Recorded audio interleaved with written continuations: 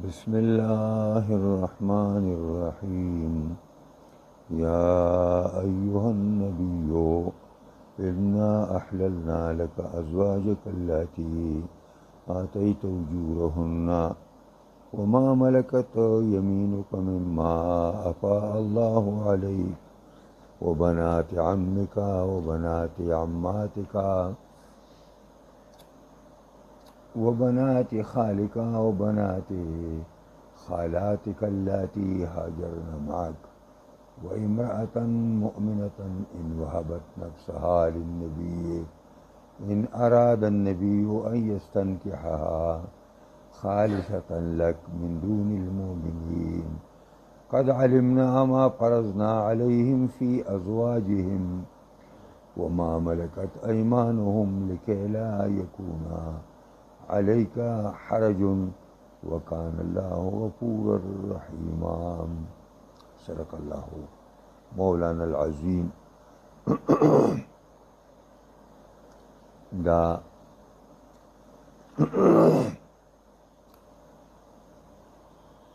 نبی کریم صلی اللہ علیہ وسلم تا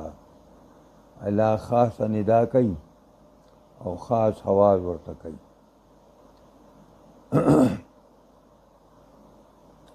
او دا داسې آواز دی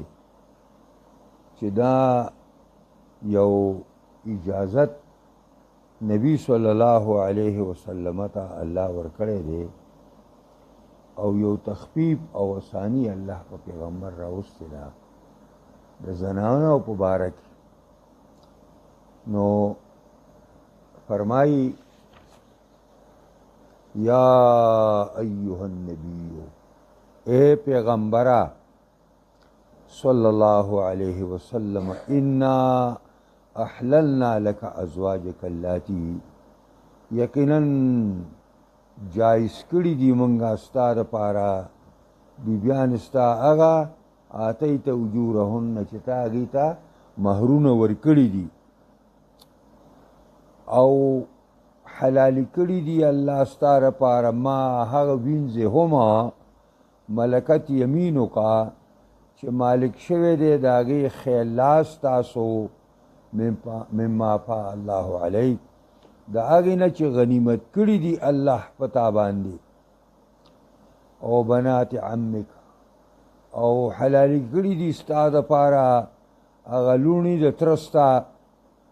و بنات عماتکا، او هغه لوڼه د ترور ستا، و بنات خالکا، او هغه لوڼه د ماما ستا، و بنات خالاتکا، او هغه لوڼه د ببوګانو ستاسو، د مور خور ته موږ ببو وایو، نو دا د مور خور یادوي. و بنات خالاتکا، او دارنګې هغه لوڼه د ببوګانو ستاسو، التي هغه زنانه هغه ستا قرابتدارې هاجرن معک چې تا سره هجرت کړی دی. و امرأة، او ستا دپاره حلاله د هغه زنانه هما، و امرأة مؤمنة، او حلاله ستا دپاره هغه مؤمنه زنانه، ان وهبت نفسها للنبي، که چرې هغه خپل ځان پیغمبر ته بخي، او ان اراد النبي و استنکعها، او اراده کوي پیغمبر چې د هغه ورسره نکاح وکړي، نو خالصتا لکو، دا نکاح د هبې چې پای کې مهر نه وي، دا خالص ستا دپاره جایز دی، من دون المؤمنین، علاوه د نورو مؤمنانو نه. د نورو مؤمنانو دپاره دی نکاح جواز نشته چې دا ته ګنې یو زنانه ځان بخي نو دی به ګنې د مهر نه معافي، نه،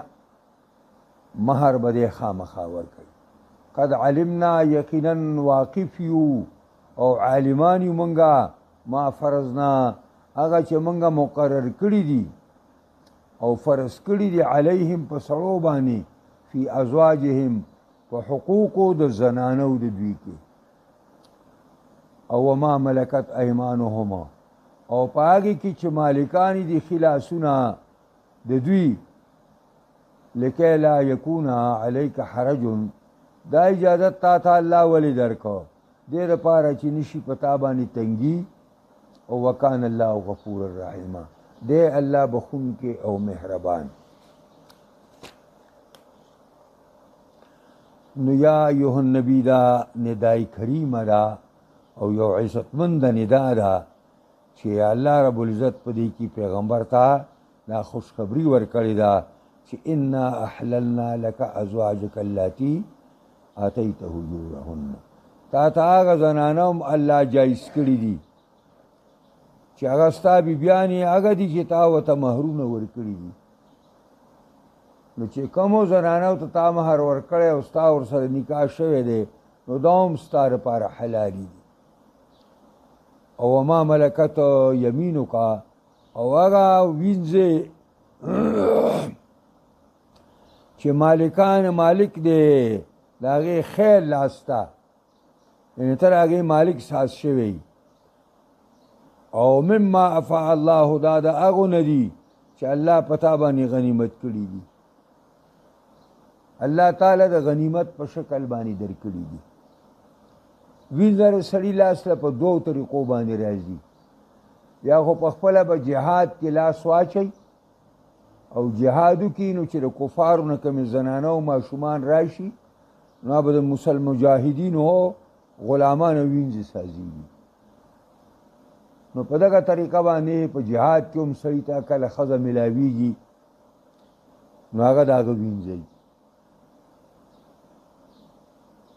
او کله دای چې پخوا به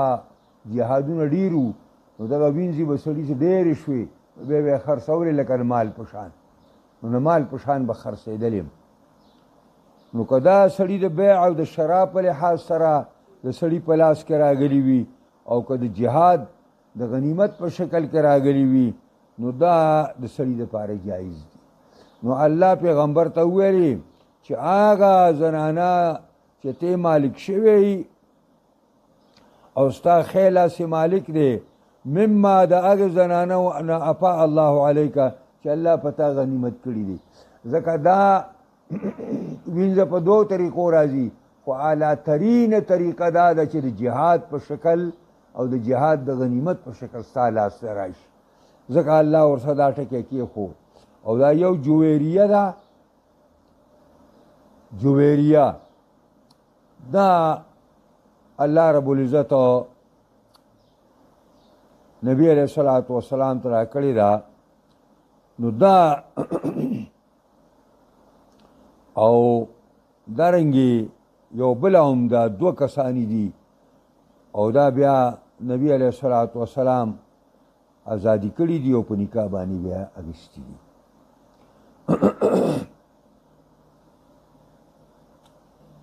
او نور ستا دپاره و بنات عمکا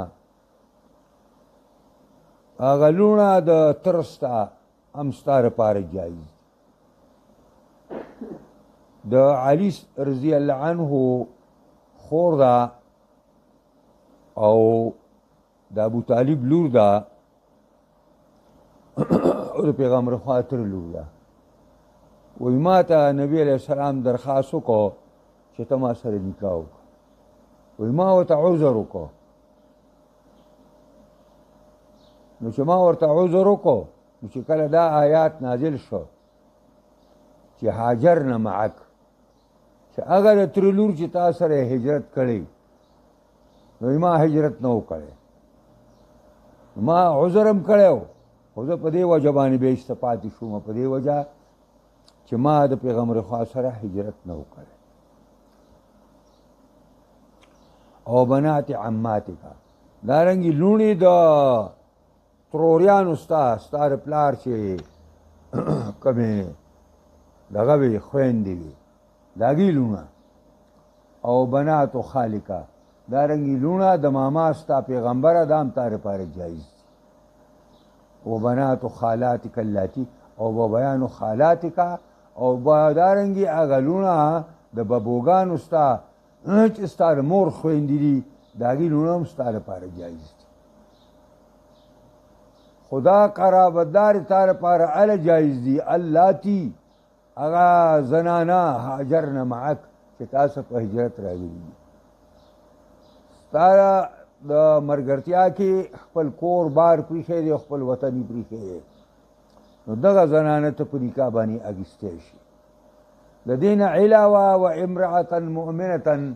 که یو مؤمنه زنانه راشي او پیغمبر ته پیشکش وکړي چې د تا سره نکاح کول غواړم مهر ته مې ضرورت نشته نو ان وهبت نفسها للنبي که دغه زنانه خپل نفس پیغمبر ته بخي ان اراد النبي استنکحها او پیغمبر اراده وکړي چې زه ورسره نکاح کوم نو دا بې مهر نکاح د پیغمبر دپاره جایز شو خالصتا لک دا صرف خصوصیت دی ستا دپاره دا ستا دپاره خصوصیت دی چې ته به نکاح کوې او یو زنانه در سره نکاح کول غواړي بې مهر کول غواړي نو ستا نکاح بې مهر هم کېږي من دون المؤمنین دا دی چې دا ستا د خصوصیاتو نه ده دا علاوه ده د مؤمنانو نه د مؤمنانو حکم دا نه دی د مؤمنانو حکم قرآن دا ذکر کړی دی چې وان تبتغوا باموالکم چې تاسو طلبوئ دا زنانه په ذریعه د مال باندې یعنی دغه وله ورکوئ مهر وله ورکوئ نو دا پیغمبر خدا نه علاوه د بل چا بې مهر نکاح نه کېږي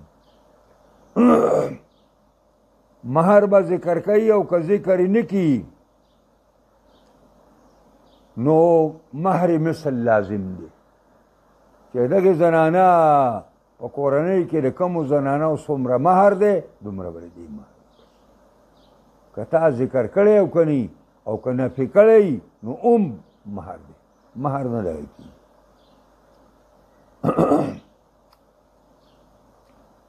د جملې معترضې په شکل باندې الله د مؤمنانو ذکر هم کوي په دې منځ کې وقد علمنا ما فرضنا علیهم او یقینا من عالمان یو الله وی پای باندې چې من فرض کړی او مقرر کړی دی په سړو باندې فی ازواجهم د دوی په بیبیانو کې هغه دا دی چې نفقه د ښځې د الله فرض کړی دی په سړي باندې دا سړی په دې باندې ملزم دی چې دی به ښځې له روزي ورکوي مهر په لازم کړی دی مهر هم د دې حق دی دا به ورکوي د اوسېدلو ځای به وله ورکوي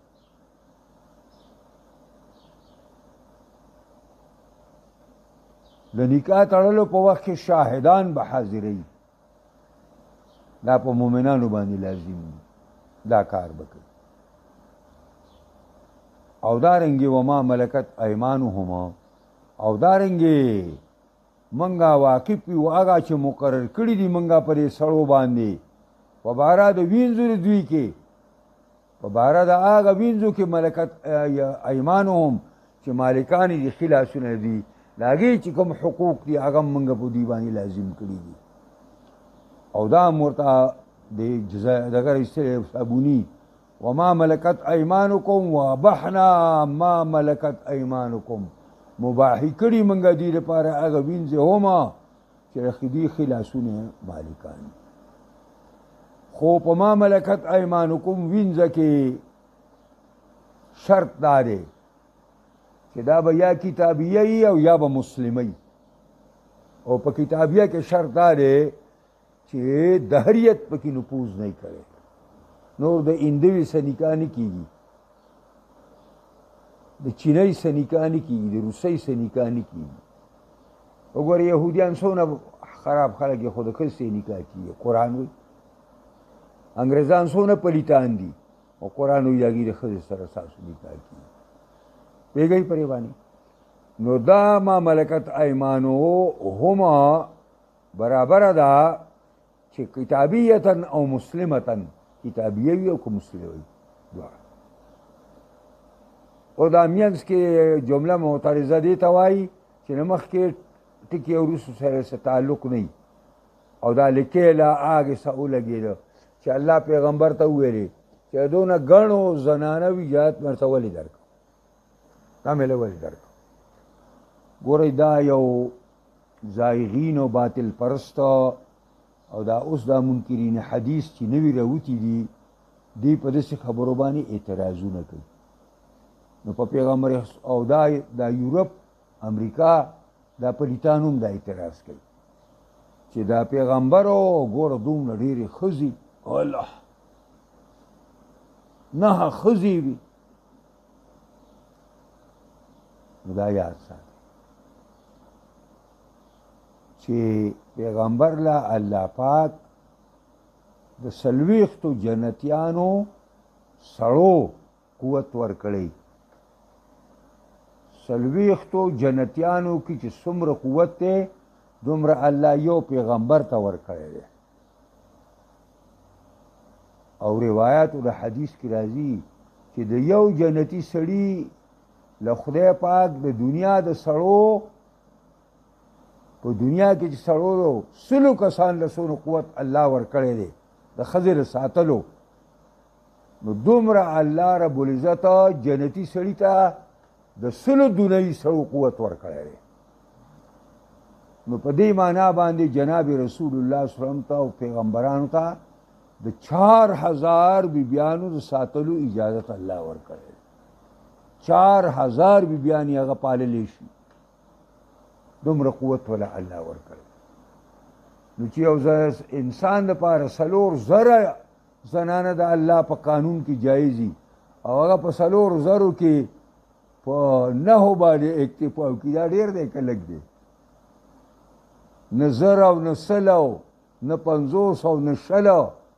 او نه 100 بلکې نه خدا چې کوم خلک نه پوهېږي نو الله هغوی په قهر و غضب اخته کړي او شیطان پې سور شوی دی نو دا قسم اعتراضونه کوي نبی علیه الصلاة والسلام د ډېر وخته پورې نکاح چا سره نه کو او بیا د خپل قوم په دغه باندې په زور باندې چې نه ته خامخا چا سره نکاح عقد نکاح وکړه او خدیجة الکبرا رضی الله تعالی عنها په دې وخت کې د 40 کالو ده او دې نه مخکې 2 خاوندان دغې مړه دي 2 د خدیجة الکبرا او د 40 کالو ښځه بوډۍ او د 40 کالو په عمر کې دا زنانه ده او نبی علیہ السلام ته درخواست وکړو چې ما سره نکاح وکړه نو د نبی علیہ السلام تر ابو طالب راغی او هغه خطبه د نکاح هغه وویله او دا نکاح وشو او د نبی علیہ السلام دې وخت کې 25 کالو دی د 25 کالو او په دې کې نبی علیہ الصلوۃ والسلام ته او په غار حرا کې به هفتې تېرولې او هغې د خدای بندې به خوراکه تیاروله او اوبه به یې ځان ساګیستې او ورپسې به تلله او دغه د هغه تقریبا د 53 کالو پورې دغه یوه بیبي وه د 53 کاله پورې دغه یوه بیبي وه او بیا د هغې نه وروستو په مدینه کې په 2م کال د هجرت باندې د عایشې ام المؤمنین سره واده وشو او دا باقي ښځې چې څونه دي دا ټولې پیغمبر خوا کونډې اخیستې وي او دا داسې کونډې ښځې وي چې یا دا د مسلمانانو بیبیانې وي او دا په هجرت باندې حبشې ته تللې وي او د حبشې نه بیا مدینې ته رالې او هغه خاوندان یې الله تعالی اخیستي و مړه وو نو پیغمبر خوا د هغې دلجویۍ دپاره هغې سره نکاح وکړو نو دا دی کې د ډېرو جوړو خلکو لونه هم د پیغمبر خدا په نکاح کې راغلی وي د ابو سفیان زوی د حرب لور راغلی وه دا ام دغه چې کوم دی ام سلمہ دا د امیہ په لور ده دا په قریشو کې د غټو غټو کورنو زنانه د پیغمبر خوا په نکاح غږ کې دا پیدا وه چې هغه خلکو ته د دعوت ذریعه سازه شوله او د هغه خلکو د پیغمبر خوا په باره کې چې کوم تشدد و هغې کې کمی هم راغی دې کې بېشماره پیدې دي د پیغمبر خوا سره ما په کثرت ازدواج کې بېشماره نو دا جمله معترضه پسې وروسته قرآن وایي لکې لا یکون علیک حرج تا ته د دې دونه ګڼو بیبیانو اجازت دې لپاره درکړی شوی چې نشي په تا باندې تنګي په دې مسله کې او وکان الله غفور رحیم دی الله بخونکی او مهربان دا د دې آیاتونو تشریح وا دې کې یو څو خبرو ته اشاره رااله یو دا بیان اکرام الله لنبیه یو په دې آیاتونو کې دا چې الله رب العزت په خپل پیغمبر باندې څومره اکرام او اعزاز کړی دی فی التخفیف علیه په اسانۍ راوستلو کې په ده باندې رحمتا به ازروی مهرباني فاباح لها اکثر من اربعه نو ده لپاره د څلورو نه زیاتې ښځې جایز کړي او وقصر المؤمنین علی اربع او مؤمنانو ته چې څلور به کوئ باس او اباح لهم الواهب نفسها پیغمبر خدا هغه زنانه هم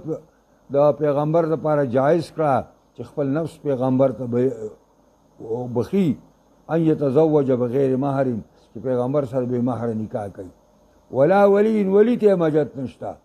او لم یبح ذلک للمؤمنین مؤمنان لپاره بې مهر نکاح او بې ولی نکاح نه کیږي فلا بد من ولی و شهود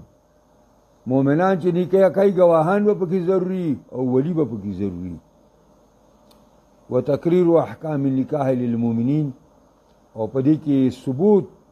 د هغه احکامو د نکاح د مؤمنانو وشو وانه لم یطرأ علیهم نسخ بتخفیف ولا تشدید چې دې احکامو کې چېرته نسخه نه ده راغلې او بیان سعة رحمت الله ومغفرته لعباده المؤمنین بیان د کلاوالي د مهرباني د الله او د بخشش د الله د خپل مؤمنانو بندګانو لپاره دا پیغمبر خدا صلی الله علیه وسلم په ټولو امورو کې د امت سره برابر شریک دی مگر کومې مسلې چې الله ته پیغمبر خاص کړی دی او دغه پیغمبر له جایز کړي او امت له جایز کړي دي هغې ته خصوصیات د پیغمبر وایي نو من جمله د هغې نه دا فرض علیه امورا لم تفرض علی الامه په پیغمبر داسې کارونه فرض چې په امت نه دي لکه قیام اللیل او د شپې راپاڅل په پیغمبر لازم او په امت نه دي مثلا وابا لهم امورا لم تبح للامه او پیغمبر باندې الله داسې خبرې ورته حلال کړې وي چې امت له حلالین دي لکه نکاح د واهبې بدون مهر دا امت لپاره حرام ده او حرم علیهم امورا لم تحرم علی الامه په پیغمبر باندې الله داسې کارونه حرام کړي دي چې هغه نه دي حرام کړي په امت باندې لکه زکات خوراک زکات د امت لپاره جایز دی او نبی علیہ السلام او دغه په کورنۍ باندې بند دی او بیا دی وی هذه الخصائص ذکر هذه الخصائص قرطبي في تفسيره عند تفسير هذه الآية دې آیات ذیل کې امام قرطبي پیغمبر خدا هغه خصوصیات را جمع کړي دي خصوصیات چې پیغمبر خدا په کوم خبرو الله د امت نه خاص کړو الله دې موږ تاسو په قرآن عظیم شان کتاب پوهې کی او دې سره سره دې الله موږ په کامل مکمل عمل کولو توفیق راکړي قرآنی نظام د شریعت نظام په تمام جهان خاص کر پاکستان کې راولي یله څوک کار کوي کامیابی کی